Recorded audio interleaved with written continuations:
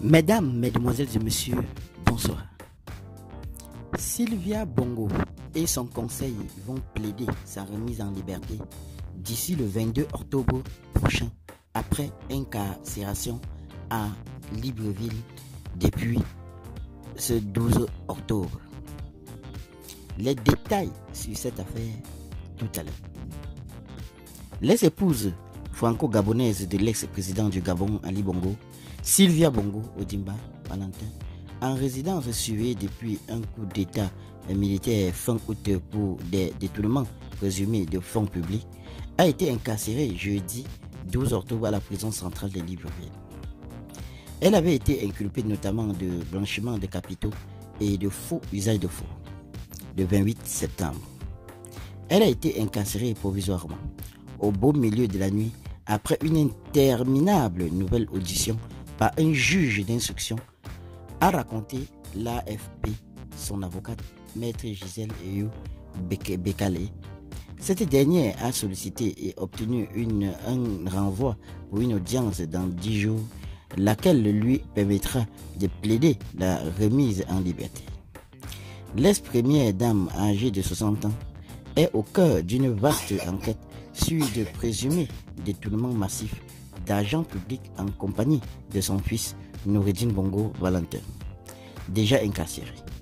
Comme six de leurs proches ex-responsables du cabinet présidentiel, selon des sources judiciaires concordantes, les militaires qui ont renversé Ali Bongo en accusant son entourage d'avoir truqué sa réélection soupçonnaient publiquement l'ex-première dame et Noureddine d'avoir manipulé l'ex-président souffrant des séquelles d'un grave accident vasculaire cérébral en 2018 et d'avoir été les véritables dirigeants de facto du pays depuis 5 ans. Noureddine Bongo est en prison depuis le premier jour du coup d'État, inculpé notamment de corruption et détournement des fonds publics.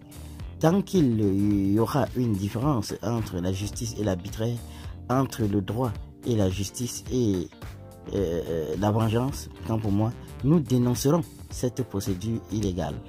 A commenté de Paris pour l'AFP, maître François Zemirail, l'avocat français de Madame Bongo, dans la nuit du 30 août, moins d'une heure après l'annonce de la réélection d'Ali Bongo Ondimba. La même mettait fin au régime. Le général Brice Oligui Nguema, leader du push, était proclamé le surlendemain président de la transition. Qu'en pensez-vous sur cette affaire, chers internautes?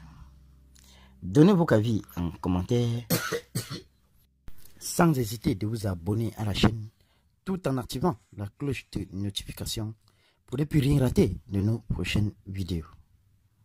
À très bientôt.